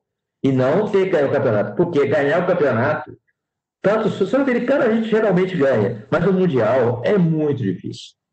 Nós já saímos daqui com times excelentes, ficando em 9º lugar. E saímos daqui com um time razoável e fomos campeões. Então, o resultado não é o que foi feito. O resultado tem outros fatores. Nós podemos sair com uma geração maravilhosa no Brasil, chega lá o Irã, a Rússia, a Itália, está com uma geração muito melhor. Nós podemos sair com uma geração não tão boa e chegar lá, os outros times estão mais fracos no Campeonato Mundial. Uma geração que não está tão boa no nível mundial. Então, o resultado, ele não reflete o trabalho que foi feito, ele não reflete o que foi desenvolvido. Então, nas categorias de base, isso não só no infanto, mas eu acho que no infantil, os treinadores trabalham nas categorias de base, eu trabalho até hoje com treinador também, o resultado não é a avaliação do projeto, entendeu? O resultado é consequência, a gente não sabe, eu sou atleta até hoje, não é assim. O resultado acontece por N variáveis, e num jogo difícil igual ao voleibol, que estão tantas variáveis, tem hora que eu acho que eu não sei nada de voleibol. Eu vou no Campeonato Mundial, e esse último, nós fomos agora na Tunísia mesmo, eu saio de lá para dizer, eu não sei nada, vou rasgar e parar com tudo, porque é muito difícil. O resultado não é isso. E do vôlei, eu acho que uma das características positivas que tem no voleibol, nas seleções, é que nas categorias de base, eu não percebo. Às vezes, alguns treinadores, né? Mas a gente tem que ganhar, é importante. Não, é importante. Ganhar é ótimo, todo mundo tem que ganhar. Os atletas querem, a gente quer, mas não é isso. E o trabalho de psicologia, ele não está focado em ganhar. Ele está focado em melhorar, em otimizar o rendimento das pessoas. Para que isso sirva não só para a seleção, para o Campeonato Sul-Americano, Campeonato Mundial, mas para o voleibol como um todo. Então, ganhar não é o objetivo. É uma meta que a gente quer chegar. Mas se a gente jogar, muitas vezes a gente joga muito. Nós teve um campeonato excelente, geração do William, André, era o melhor time. Nós ficamos em 5º lugar, perdemos um jogo. Ganhamos do primeiro, ganhamos do segundo, ganhamos do terceiro e perdemos um jogo para o quarto. Era o melhor time do campeonato. E ficamos em 5º. Então, o resultado não é muito importante. O importante é o tanto que a gente cresceu com esse treinamento, com essa participação, o tanto que a gente aprendeu, o tanto que a gente viveu, principalmente, né, porque a gente só vive um campeonato uma vez, não existe 2 vezes o mesmo campeonato. Eu acho que isso é o mais importante. E no vôlei, isso nas categorias de base, e eu acredito que no adulto também não é tão cobrado, mas é o resultado. O resultado vai acontecer. Às vezes, fazer um trabalho excelente e não ganhar. Então, o resultado não é o mais importante. Do esporte, não é o mais importante. É bom, todo mundo quer ganhar. Eu sei que quero ganhar, até campeonato de truco eu quero ganhar, até de palitinho eu quero ganhar, mas às vezes a gente perde. Nicole? Júlia, posso complementar? Por favor. Eu acho assim, que vai muito do técnico e toda a comissão técnica de como elas enxergam essa vitória ou essa derrota, né?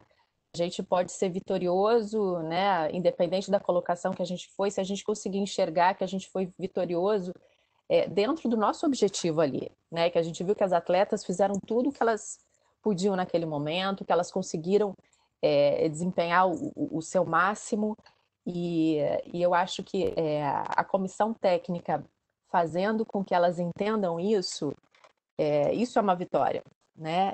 A gente poder enxergar que nem sempre o resultado final é o principal, mas eu acho que é esse caminho todo que a gente faz com elas até a gente chegar ao campeonato, enfim. Bem, gente, a gente poderia seguir aqui por mais 2 horas, com base nas perguntas, mas a gente tem um tempo limite. Eu queria agradecer imensamente os dois, primeiro pela disponibilidade, segundo pelo show de palestra, que eu gostei muito. Acho que o pessoal ficou muito envolvido, tem muitas mensagens de agradecimento aqui no chat, depois se puderem dar uma olhadinha, é bem bacana o retorno, né? E obrigada aí por vocês dividirem o conhecimento de vocês, a experiência de vocês. Obrigada a todo mundo pela participação. Como eu disse, eu vou até colocar o nosso e-mail aqui da nossa unidade de seleções. Caso vocês tenham qualquer dúvida ou queiram entrar em contato, vocês podem mandar e-mail para a gente, que a gente vai retornar. Tá bom? No mais, só agradecer vocês dois, passar a palavra aí para vocês se despedirem.